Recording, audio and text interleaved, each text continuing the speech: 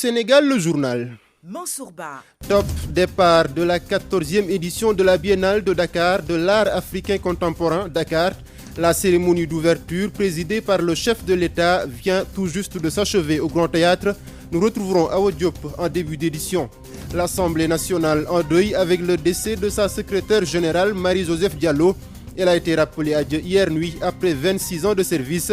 Dans ce 13h, les témoignages de Doudou Wade, ancien président du groupe parlementaire libéral, et de la députée Adimbergan Kanouté. Medoun Fall assure la partie technique.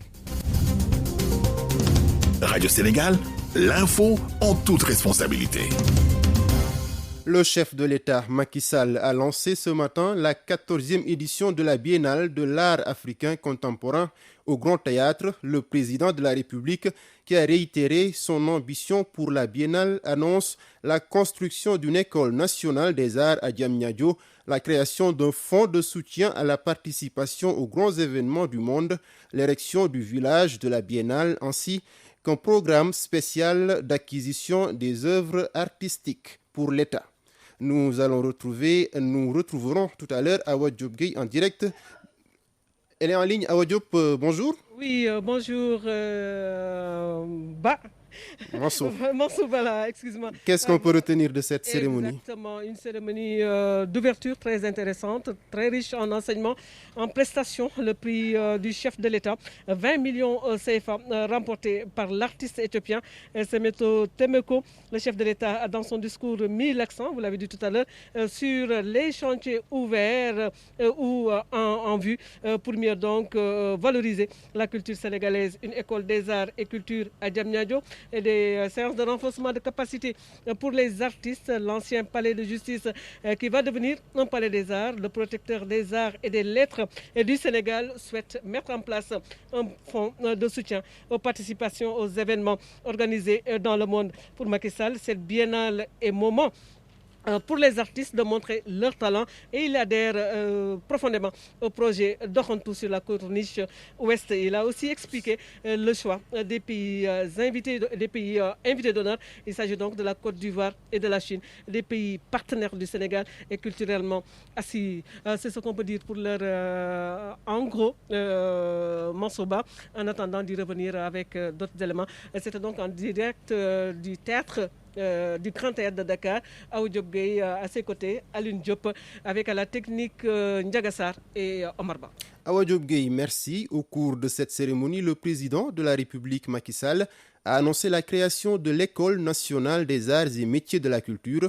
L'édifice sera bâti à Diamniadio. Le chef de l'État est également revenu sur les autres projets de l'État en cours pour la promotion de la culture. Voici le chef de l'État, Macky Sall. Le talent seul ne suffit pas. Il faut créer un environnement stimulant qui intègre méthodiquement la formation pour soutenir la montée en puissance de l'art contemporain africain. Et c'est la raison pour laquelle je tiens beaucoup à la construction de l'École nationale des arts et métiers de la culture que je construirai dans la nouvelle ville de Diamniadio. Cette nouvelle école des arts devra permettre à la communauté artistique de se réinventer dans ses métiers et dans ses projets. Elle permettra aussi de s'ouvrir davantage aux nouvelles technologies pour rester connectés au monde. Nous avons également les chantiers du mémorial de Gorée sur l'esclavage, que je vais construire à compter de cette année, ainsi que du mémorial du Diola. Il en est de même des maisons de la jeunesse et de la citoyenneté dans les 46 départements du Sénégal, maisons qui offriront aux jeunes talents un accès au métier des arts et de la culture, entre autres. En 2018, j'avais décidé d'augmenter la subvention de l'État à la Biennale de l'art africain contemporain. À partir de cette édition, nous le savons, nous sommes passés à 1 milliard de francs CFA. Et ce n'est pas suffisant. Et c'est pourquoi j'ai demandé pendant cette édition que les sociétés nationales du Sénégal puissent apporter leur contribution et je salue la contribution qui a été la leur. Merci donc, ainsi que toutes les sociétés privées qui ont également participé au rehaussement et à la réussite de cette biennale. Les deux pays invités d'honneur de cette biennale sont la Chine et la Côte d'Ivoire, deux amis du Sénégal auxquels le président de la République a rendu hommage. La Chine est un grand pays à la civilisation millénaire, où l'esprit s'est sublimé dans la création d'œuvres artistiques et artisanales, aussi belles qu'ingénieuses. Les créateurs de ce pays ont admirablement réussi à concilier le génie propre du peuple chinois, ses cultures et ses traditions à la dimension universelle de l'art. La Chine n'est pas seulement présente sur la scène des grandes expositions internationales. Elle est aujourd'hui le premier marché de l'art, selon le rapport de Art Price publié en 2022. Pays frère et ami, la Côte d'Ivoire a très tôt compris, avec le Sénégal, la puissance de l'art comme marqueur d'identité et facteur de développement et d'ouverture au monde. C'est ainsi, dès 1962, que ce pays a créé sa première école d'art. Fidèle à l'esprit des pionniers artisans de notre indépendance, nous assumons la commune volonté de placer la culture au centre des stratégies de développement de nos pays à travers la sauvegarde et la promotion culturelle, source d'inspiration intarissable de créativité. Pays invités d'honneur de cette édition, la Chine et la Côte d'Ivoire sont tout aussi amis et partenaires privilégiés du Sénégal. La bonne info, c'est Radio Sénégal. 13h08, vous écoutez le journal sur Radio Sénégal. Je vous le disais dans les titres, l'Assemblée nationale est en deuil. Marie-Joséphine Diallo, la secrétaire générale, a été rappelée à Dieu hier nuit. Plus de 26 ans de service, elle a vu passer plusieurs personnalités à la tête de l'institution. Sur Twitter, le président de la République Macky Sall a rendu hommage à un commis de l'État dévoué et d'une grande discrétion avant de présenter ses condoléances à la famille et à l'Assemblée nationale. Marie-Joséphine Diallo, une femme d'une correction exemplaire, ouverte et équilibrée, un des piliers de l'Assemblée où elle laisse un vide, d'après l'ancien président du groupe parlementaire libéral. Doudou Wade, que nous écoutons, joint au téléphone par Ousmane Beng. Joséphine Diallo est un pilier de l'Assemblée nationale, certes de par sa fonction, mais aussi en tant que personne. C'est une dame d'une correction exemplaire, d'une politesse sans faille. Et à ce poste, je l'ai rencontré pour la première fois en 1998. Je suis rentré pour la première fois dans cet hémicycle qui semblait être pour moi l'arène de gladiateurs. Et avec Joséphine, j'ai appris à connaître l'Assemblée, ses contours, ses endroits mythiques, mais aussi à connaître le fonctionnement de cette institution. Et Joséphine était une femme très très ouverte et très équilibrée par rapport à ses positions et par rapport à la réglementation. Joséphine ne savait pas distinguer un député du pouvoir de l'opposition ou d'un inscrit. Elle était d'une technicité sans faille et elle a beaucoup aidé les présidents avec qui elle a travaillé. Elle a vu passer Sissoko, Pape Diop, Macky Sall, Mamadou Seck et Moustapha Niasse. Des présidents différents de par leur stature, de par leur origine, de par leur niveau intellectuel, capacité académique, capacité politique. Et Joséphine a toujours tenu le flambeau très haut. Elle sera difficile à remplacer. Elle est partie avec une compétence avérée. Et Joséphine avait de bons rapports et d'excellents rapports avec tous les députés qu'elle a connus. Marie-Joséphine Diallo, une femme humble, la maman de tous les députés, cette tante, selon l'honorable député Adim Bergan Kanouté, que nous écoutons.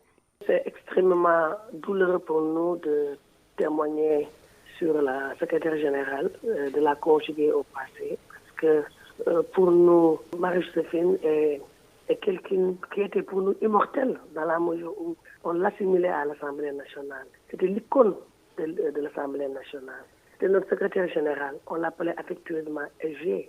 Mais au-delà de ça, c'était la maman de tous, opposition comme pouvoir.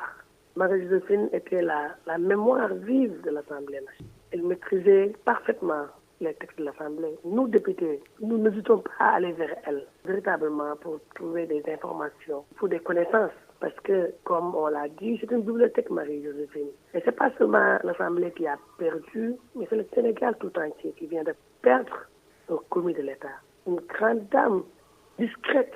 Elle parlait peu, mais était très, très efficace, Marie-Joséphine. Elle était humble aussi. Quand vous la trouvez dans son bureau, le premier réflexe qu'elle a, c'est de se lever aussitôt. Elle ne s'asseyait tant que le député ne s'assoit pas.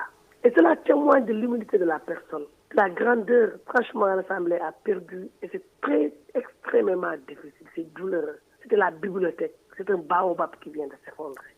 Le verdict dans l'affaire des passeports diplomatiques vient de tomber. Boubacar Biaye et Mamadou Sall écopent respectivement des peines de 2 ans, dont 5 mois fermes, et 2 ans, dont 6 mois fermes. Le tribunal, dans son délibéré rendu ce matin, a retenu contre le sieur Biaye les faits de complicité, de faux et usage de faux. Pour cette infraction, il a condamné à 2 ans, dont 5 mois fermes. Contre Mamadou Sall, il a été retenu l'infraction d'abus de confiance et d'escroquerie à l'endroit de Oumi Touré, des faits qui lui ont valu 2 ans, dont 6 mois fermes. Quant à Diadi Condé, considéré comme étant le principal cerveau du contentieux sur fond de faux et d'escroquerie, il écope de 2 ans, dont 10 mois fermes. En Conseil des ministres hier, le chef de l'État Macky Sall est revenu sur l'intensification de la mise en œuvre du programme spécial de désenclavement PSD en indiquant que la réalisation d'infrastructures autoroutières, routières et des pistes de production demeure un facteur accélérateur de notre développement économique et social. Ainsi, le ministre des Infrastructures, des Transports terrestres et du désenclavement préside ce jeudi le lancement des travaux des axes routiers Bombay, Baba Garage, Keur Sambakan, Toubatoul, Mekhe, Fass Boye, une vieille doléance satisfaite par l'État du Sénégal au bonheur des populations. Joseph John. Il y a de cela quelques mois, voire des années, que des habitants des localités issues de Baba Garage, Keur Sambakan, Toubatoul, Bambey, entre autres, réclamaient ceci. Cette piste qui part de Bambey-Serer, qui passe par Ngogom, Mekhe, Lambaye, une partie de Refane jusqu'à Keur Sambakan, doit être goudronnée, qui fait plus de 40 km. Même à partir de cette route-là, vous pouvez rejoindre Baba Garage comme vous pouvez rejoindre Toubatoul. Cette route où nous nous trouvons doit aller jusqu'à Pekes, en passant par Dinguiraye. Nous sollicitons de l'État les bitumage de ces axes routiers, tout en gardant l'espoir de voir un jour leurs doléances satisfaites par l'État du Sénégal. On espère que peut-être l'État pourra goudronner cette route. 29 km. Avec une route caoteuse. Avec une route caoteuse, mais heureusement, on a entamé les travaux. Souhaitons que ça se termine dans les délais. Alors, chose faite, puisque de ce jeudi 19 mai 2022, le ministre des Infrastructures, des Transports terrestres et du désenclavement préside le lancement effectif des travaux des axes routiers Bambey, Baba Garage, Keur Sambakan, Toubatoul, Mekhe, Fass Boye, au grand bonheur de ces populations des régions de Diourbel et de Thiès.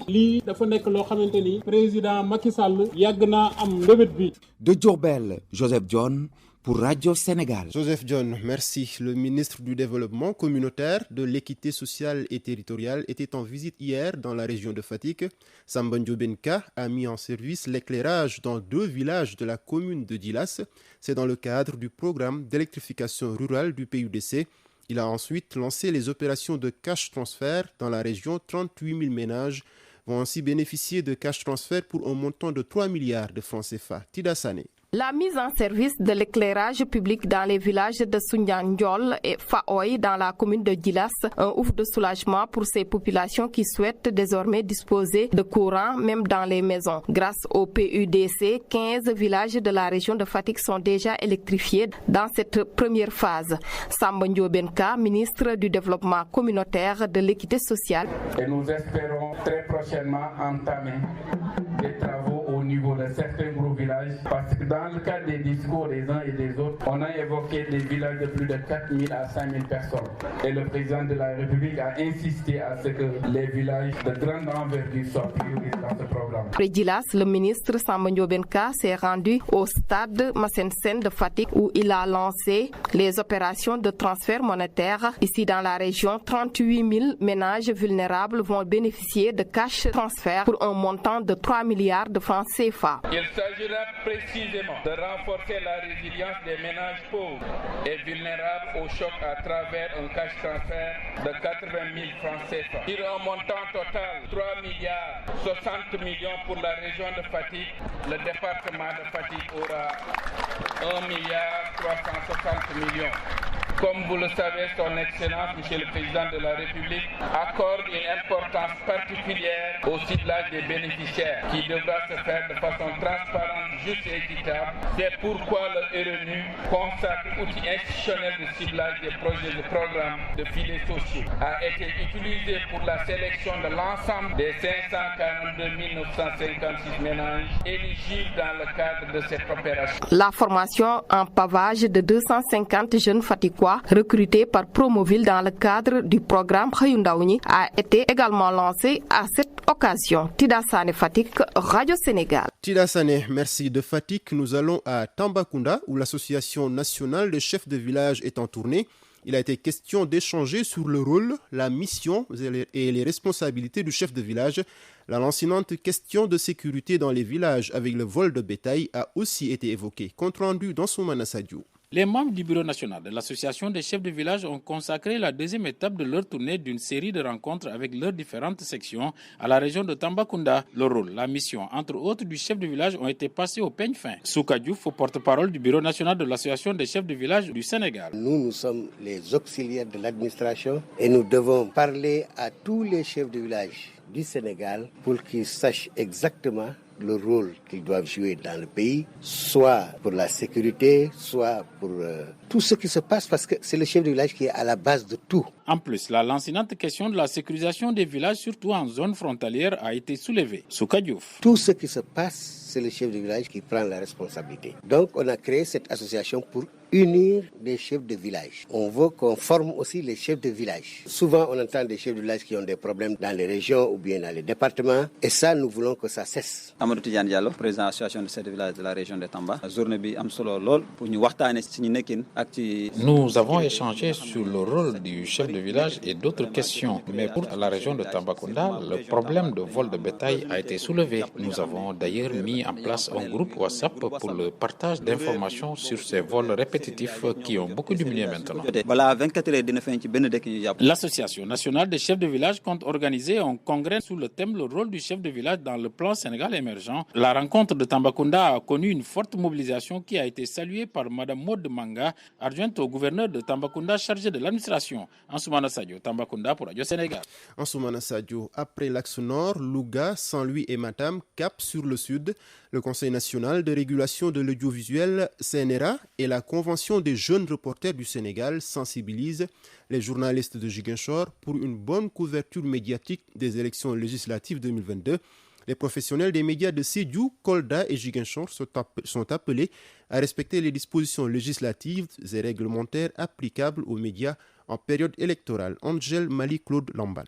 Ils sont au total 30 journalistes des 3 régions de la Casamance à prendre part à cet atelier de partage sur certaines dispositions relatives à la couverture médiatique des élections législatives 2022, la responsabilité du journaliste en période électorale, l'environnement juridique régissant le secteur audiovisuel sont entre autres les thèmes abordés. Ibrahima Baldé, président de la Convention des jeunes reporters du Sénégal. Il s'agit ici de rappeler les règles et les principes qui régissent notre profession et d'en appeler au sens du devoir pour la vitalité de la démocratie sénégalaise. Donc aujourd'hui, il s'agit de lancer le bréviaire du reporter avec le Conseil national de la régulation de l'audiovisuel. L'adjoint au gouverneur de Ziguinchor venu présider la séance a rappelé la particularité de la région et appelle ainsi à la responsabilité. Babacar Niang. Ces initiatives de formation et de mise à niveau, comme cette présente session, sont toujours la bienvenue dans la région de Ziguinchor, compte tenu de sa particularité. Elles sont d'autant plus pertinentes quand les bénéficiaires sont des professionnels de l'information qui évoluent dans une zone aussi sensible mais aussi spécifique que la Casamance qui connaît une crise presque quarantenaire. La Casamance a besoin d'une presse responsable, consciente des enjeux. Le président du Conseil national de régulation de l'audiovisuel, CNRA, insiste sur la formation des journalistes. Babacar Diagne. C'est dur, mais c'est rassurant. Pourquoi? Parce qu'on ne joue plus à cache-cache. C'est d'ailleurs ce qui justifie la conception par le CNRA du bréviaire que vous avez entre les mains, un condensé d'attitudes et de comportements professionnels indispensables aux reporters en temps de campagne. Pour assurer une bonne couverture médiatique des élections législatives, les participants ont reçu des bréviaires, un guide de 50 pages pour une meilleure compréhension du processus électoral. Angèle Marie-Claude Lamballe, Ziguinchor pour Radio Sénégal. Le monde bouge et vous devez le savoir. C'est pourquoi Radio Sénégal vous tient informé des faits, gestes et paroles qui impactent la marche du monde. C'est géo, c'est politique et c'est international. Le Conseil de sécurité de l'ONU s'est réuni sur le G5 Sahel hier à New York pour une réunion régulière sur la paix et la sécurité en Afrique. Les membres du Conseil ont condamné le retrait du Mali de la force régionale. Ils espèrent que Bamako prendra ses responsabilités et continuera le dialogue avec ses voisins pour lutter contre la menace terroriste. Ils ont réclamé un renforcement du mandat de la MINUSMA. Le gouvernement togolais a révélé qu'une quinzaine d'assaillants ont été tués par des militaires la semaine dernière au nord du Togo lors de l'attaque dans la nuit du 10 au 11 mai d'un poste militaire vers la frontière avec le Burkina Faso. Cette attaque terroriste avait fait 8 morts du côté de l'armée et 13 autres blessés. Le ministre de la Sécurité a expliqué à la télévision nationale que les assaillants avaient transporté rapidement les corps de l'autre côté de la frontière où ils ont été inhumés sans donner plus de détails. Première prise de parole officielle de la nouvelle représentante spéciale du secrétaire général des Nations Unies en République centrafricaine et chef de la mission multidimensionnelle intégrée des Nations Unies pour la stabilisation en République centrafricaine, MINUSCA, Valentine Rugwabiz, face à la presse hier à Bangui. Elle a demandé un réajustement de la force de l'ONU pour protéger les civils victimes d'exactions de toutes les parties du conflit dans le pays, selon elle. Radio Sénégal, les sports.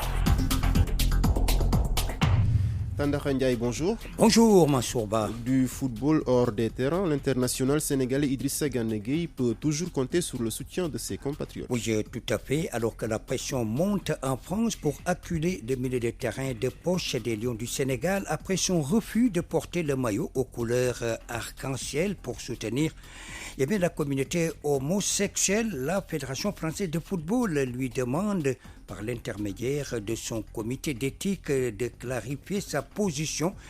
Idrissa Gana Gueye est un footballeur. Son rôle, c'est de jouer uniquement au football, pas autre chose, dixit le délégué représentant du Sénégal auprès de l'UNESCO qui apporte lui son soutien à l'international sénégalais. Souleymane Jules Diop était l'invité du journal Afrique sur TV5 Monde. Nous l'écoutons. Gana Gueye est sénégalais. Les Sénégalais sont, ceux qui ont visité ce pays le savent et ils le diront, un des pays les plus ouverts au monde et les plus tolérants. Mais nous avons des convictions très fortes et des convictions très ancrées. Mais ce n'est pas de ça que je vais parler. Je vais parler de la Déclaration universelle des droits de l'homme, article 10, article 18, qui dit que quelqu'un peut refuser d'accomplir un acte quand cet acte est contraire à ses convictions, à ses croyances, ou à ses, j'ai des convictions religieuses. Je vais venir à la Constitution française de 1946 et la Déclaration universelle des droits de l'homme. C'est à Paris-Chaillot, le 10 décembre 1948 que ça a été adopté. La Constitution française de 1946, qui elle aussi dit que quelqu'un peut refuser de commettre un acte quand cet acte est contraire à ses convictions religieuses. Ceci a été confirmé par une décision du Conseil constitutionnel français le 27 juin 2001. Alors, je vais rappeler un précédent historique qui est connu du monde entier. C'est qu'en 1967, quand on a appelé Mohamed Ali dans l'armée, il a refusé d'y aller en avançant ses convictions religieuses. Il a été condamné, on lui a retiré son titre, c'était en 1967. En 1971, la Cour suprême lui a donné raison et a annulé la condamnation. Alors ce jeune garçon, on lui a demandé de jouer au football, on ne lui a pas demandé de défendre un mouvement ou des convictions qui sont opposées à ses convictions religieuses. Il joue au football, ce qu'il fait bien, mais ne lui demandons pas autre chose. Voilà, clair comme eau de roche, c'était donc Souleymane Jules Diop. Et parmi les souteneurs de haut rang de Idrissa Gana Gueye, le premier supporter des Lions du Sénégal, le président Macky Sall, le ministre des Sports et d'autres personnalités sénégalaises, africaines et mondiales ont également soutenu le vice-capitaine des Lions du Sénégal. Et en Angleterre, ses coéquipiers de la tanière, il s'agit de Cheikhou Kouyaté et Ismaïla Sarr, et ces derniers sont critiqués pour avoir soutenu Idrissa Gana Gueye. Tandara, nous parlons de la Coupe du Sénégal avec les huitièmes de finale qui se poursuivent. Oui, et cet après-midi, le coup d'envoi de 5 rencontres à partir de 16h, des matchs qui vont se jouer puisque c'est des équipes de National 1. Par exemple, l'étoile Lusitana qui reçoit l'équipe de Oslo. C'est une équipe de Ligue 2. Ibrahim Boy à Saint-Louis, l'Université Sporting Club qui va accueillir l'autre formation. Il s'agit bien sûr des Rufisquois de Tenguet FC, avec Walidan de Thiès de la Ligue 2 qui est à Ziguinchor pour rencontrer l'équipe du Casasport. Le port autonome de Dakar est à Louga. Ce sera face à l'équipe du Ndiambour et l'équipe de Djambar de Sali qui reçoit l'Union sportive de Gorée, l'Union sportive du Rail. Et puis la grosse surprise hier à Rufisque avec Agel, une équipe de National qui a fait tomber la Génération Foot au tir au but 5 contre 3. Facile victoire de la Linguère de Saint-Louis face aux Thiessois. Et bien à Thiès, c'était l'équipe de Amitié FC 3-0. En revanche, l'autre club thiessois, il s'agit de Thiès FC qui avait reçu et battu l'équipe de Yego Sikap sur la marque de 3-1. Football local toujours avec la 23e journée de Ligue 1. Oui, la 3e journée, entre autres rencontres, Dakar-Sacré-Cœur qui va jouer samedi contre l'équipe de Mbour Petite Côte. Ce sont des équipes mal classées. Ce sera à 17h à Alassane Djigo, à 17h également à Ibrahim Boy là-bas. Le Guédiawaye Football Club qui reçoit le Diarap. Les autres rencontres seront jouées dimanche. Le Casasport qui est leader va accueillir la formation de l'Union sportive de Gorée. En ce qui concerne la Ligue 2, elle aussi va jouer sa 23e journée avec les rencontres de samedi à 17h à Maniang Soumaré, c'est à Thiès, le derby de la ville entre Thiès FC et Amitié FC. Et pendant ce temps, à Mbour, l'équipe de Demba Diop va accueillir l'équipe de Kermajor et à Amadou Bari, ce jour à 17h, Union sportive de Wakam qui va faire face à Fatih. Les autres rencontres se jouent dimanche. Tandara, du basket et du handball pour finir. Oui, c'est la 9e journée du championnat élite de handball du côté des dames à retenir hier à Tivaouane qui a battu l'équipe du Duc sur la marque de 29-26. Dissot qui a pris le dessus sur Isexport 23-17. Les Gazelles qui ont battu l'équipe de Caprine 26-23. Du côté des garçons maintenant avec la formation du Duc qui a dominé l'Union sportive du Rail 26-23. L'ASFA qui bat les Saltigués 39-27. Gaston Berger qui domine la formation de PS Takana 33 contre 35. Et nous parlons de basketball du côté des hommes avec la journée, la 12e journée. Et donc c'est le National 1 demain vendredi avec les rencontres à Marius Ndiaye, la Jeanne d'Arc qui va recevoir Louga Basket. Ce sera à 15h et à 17h la ville de Dakar fera face au Dakar Université Club. Vendredi vendredi, la suite à 19h avec Mermoz UGB. Et le samedi, au stade de Joseph Gaï, c'est le Séné Basket qui reçoit à partir de 16h30 l'Union sportive de Ouakam. Et c'est tout pour le sport. Massoba, bon appétit à vous. Merci beaucoup, Tanda Khanyaï. Merci de l'avoir écouté. Merci à Medoun Fall à la technique, Digital Aïda Diop, CDM Moudou Diop. Merci à Ndeyaram Mbaye Ousmane Beng à la réalisation, Demba Malik Mbod Ibrahim Sadi à la coordination. Devant ce micro, Mansourba, je vous retrouve demain à la même heure, toujours avec le même plaisir. D'ici là, portez-vous bien et bon appétit.